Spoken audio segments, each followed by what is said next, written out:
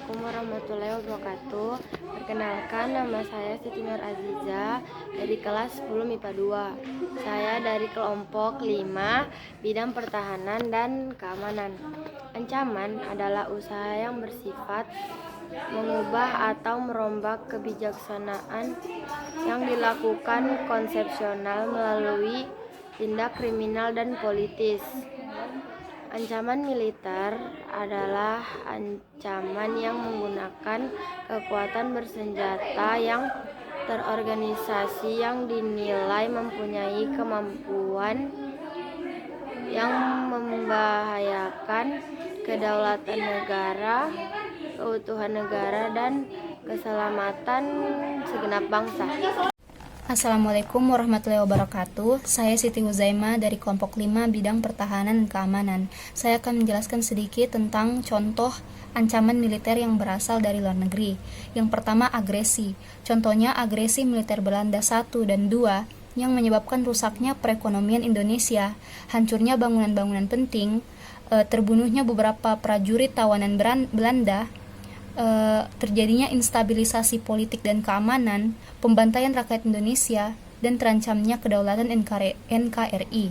Yang kedua, pelanggaran wilayah oleh negara lain. Contohnya kasus Ambalat dari Malaysia yang melakukan pertemuan liberal guna membahas masalah dengan perundingan dan memutuskan Pulau Ambalat sebagai wilayah Indonesia. Yang ketiga, spionase atau mata-mata.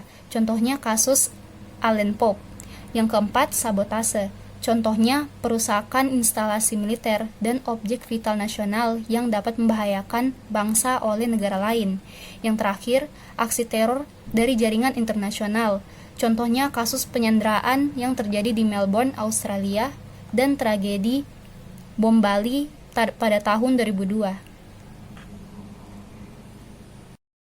Saya Zara Gaulia, saya akan membacakan bagian B, yaitu dari dalam negeri. Yang pertama yaitu pemberontakan bersenjata. Contohnya pemberontakan Darul Islam atau Tentara Islam Indonesia dan pemberontakan pemerintahan revolusioner Republik Indonesia atau perjuangan rakyat semesta. Yang kedua yaitu konflik horizontal. Contohnya konflik antar suku bangsa, konflik antar agama, dan konflik antar pelajar. Yang ketiga yaitu aksi teror. Contohnya terjadinya bom Tamrin 2016 lalu, bom Kampung Melayu 2017 lalu, dan bom di gereja Katedral Makassar. Yang keempat yaitu sabotase. Contohnya penculikan, pembunuhan, pencabulan, kekerasan, dan lain-lain. Yang kelima yaitu aksi kekerasan yang berbau sara. Contohnya konflik antar suku, agama, golongan, ras, dan sebagainya. Yang keenam yaitu gerakan separatis atau upaya pemisahan diri untuk membuat negara baru. Contohnya pemberontakan DII, TII, PKI Madiun, dan PRRI. Assalamualaikum warahmatullahi wabarakatuh. Perkenalkan, nama saya Syarmila dari kelompok 5 bidang pertahanan dan keamanan. Bidang pertahanan dan keamanan. Apa itu ancaman di bidang pertahanan dan keamanan? Ancaman di bidang pertahanan dan keamanan berarti segala usaha yang bermaksud bertujuan untuk membahayakan atau mengganggu yang namanya kedaulatan dari suatu negara, baik itu bersifat mengancam, menghambat, ataupun bisa dibilang mengganggu kedaulatan di negara itu sendiri. Assalamualaikum warahmatullahi wabarakatuh. Saya Siti Nursari dari MIPA 2, kelompok 5 bidang pertahanan dan keamanan akan menjelaskan tentang bagian 5 contoh ancaman dalam bidang pertahanan dan keamanan sebagai berikut. 1. Konflik berunsur sara. 2. Penyelundupan senjata.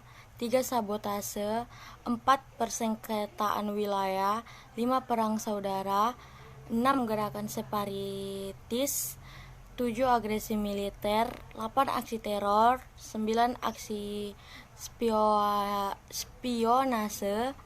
9. Terorisme separatis, 7. Agresi militer, 8. Aksi teror, 9. Spionase, 10. Terorisme. Sekian, terima kasih. Perkenalkan, nama saya Sajunati Kafaza. Saya akan menjelaskan tentang cara atau strategis mengatasi atau mencegah ancaman di bidang pertahanan dan keamanan. Yang pertama adalah membuat sistem Sishankam Rata. Sishankam Rata adalah bentuk upaya dari Indonesia untuk menjaga pertahanan dan keamanan di negara dan mengatasi ancaman di bidang pertahanan dan keamanan. Yang kedua adalah ikut berperan dalam menjaga persatuan dan kesatuan, seperti saling menghormati walaupun berbeda, baik dari segi ras, suku, agama, dan etnis, dan juga menjalin hubungan yang baik dengan sesama masyarakat.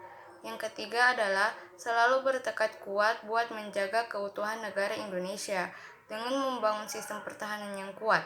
Dengan sistem pertahanan kuat itulah diharapkan agar tidak dihancurkan dengan mudah oleh orang yang tidak bertanggung jawab, dan juga dibutuhkan sikap menjaga kedaulatan dan keutuhan dari negara itu sendiri.